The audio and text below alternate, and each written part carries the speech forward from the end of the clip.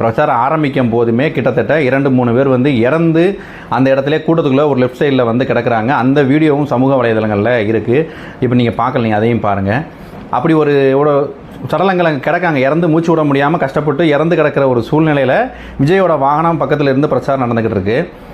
Maybe இந்த இடத்துல தான் வந்து அவர் ஆதவ் அர்ஜுன் வந்து விஜய்கிட்ட வந்து இடையில போய் ஏறி போய் பேசுகிறார். ஏதோ ஒரு விஷயம் சொல்கிறாங்க, வைக்காங்க.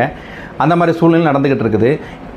நம்ம குறிப்பாக அந்த கேள்வியெல்லாம் யார் கேட்கணும்? தாவேக்காவோட தொண்டர்கள் தான் கேட்கணும்.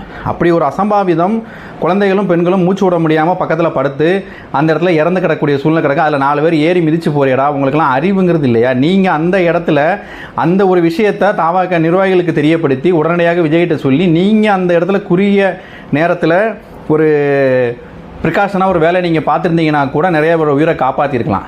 அத்தனை பேர் கீழே விழுறான், மிதிக்கிறாங்க. அதை நுப்பாட்டணும் கூட சென்ஸ் கூட இல்லாமல் தான் தொண்டர்கள் நீங்களும் வந்து ஒரு ஆர்ப்பாட்டத்தோட ஆரவாரத்தோடு போகிறீங்க. அதில் என்ன அப்படி இருந்துச்சுங்கிறது நீங்கள் தான் இதில் சொல்லணும். களத்தில் நீங்கள் தான் இருக்கீங்க. ஒரு பக்கம் போனால் கரண்ட்டை கட் பண்ணிட்டான்னு சொல்கிறீங்க. நீங்கள் ஏறி நிற்கிற இடம்லாம் பார்த்தா டிரான்ஸ்ஃபார்மரும் ஜென்ரேட்டர் ரூம் அடித்து உடைக்கிங்க, இப்படிலாம் இருக்கீங்க. அதில் மேபி அந்த இடத்துல கரண்ட் இருந்துச்சுன்னா அதில் இந்த எத்தனை உயிர் போயிருக்கும்? இதில் யாரையும் வந்து நியாயப்படுத்தவோ யாரையும் குற்றம் சொல்வதற்காகவோ அந்த பதிவு நாங்கள் போடலை. மக்கள் நம்ம உணர்ந்து நம்மளோட பாதுகாப்பை நம்ம தான் உறுதி செய்யணும். தேவையில்லாத இடத்துல போய் நின்றுக்கிட்டு நம்ம உயிர் போயிடுச்சு. இப்போ நிறையா வந்து பார்த்திங்கன்னா கை குழந்தைங்கள்லாம் இறந்துருக்காங்க. அதெல்லாம் என்னடா பாவம் பண்ணிச்சு உங்களுக்கு?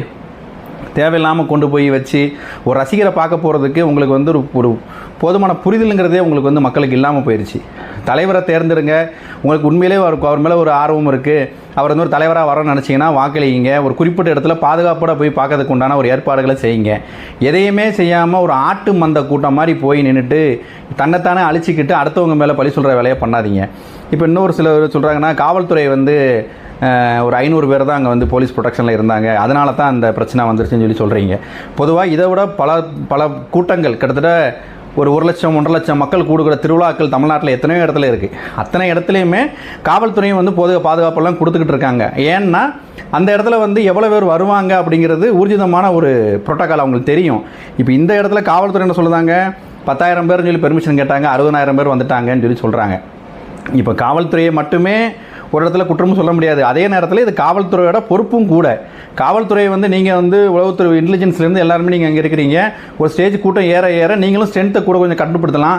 இல்லை உள்ளே வர்றவங்க வெளியூர்லேருந்து வர்றவங்களாம் அங்கே நுப்பாட்டலாம். ஏதாவது நீங்கள் ஒரு முன்னெச்சரிக்கை நடவடிக்கை பண்ணியிருக்கலாம். எத்தனையோ நிகழ்ச்சிகளுக்கும் இப்போ ஒரு வீர வழிபாடு எங்கேயோ போகிறாங்க அப்படின்னா ஸ்ட்ரென்த் ஏறுதுன்னா அங்கங்கே அந்த மாவட்டத்தில் கிளம்பக்கூடிய இடத்துல நீங்கள் நுப்பாட்டுறீங்க இல்லையா? அப்போ அந்த மாதிரியாவது செஞ்சுருக்கலாம். இப்போது காவல்துறையும் தன் பணியை வந்து சரியாக செய்யலைங்கிறதும் இதில் கண்டிப்பாக சொல்லணும். அதுக்காக காவல்துறை சரியாக இருந்துட்டாங்கன்னு சொல்ல முடியாது. ஆனால் ஒரு சில காவலர்கள் வந்து வீடியோவில் பார்க்குறோம், நிறைய அந்த சடலங்கள் உளுந்து உழ அவங்கள கூட்டு போய் ஆம்புலன்ஸில் கூட்டு போய்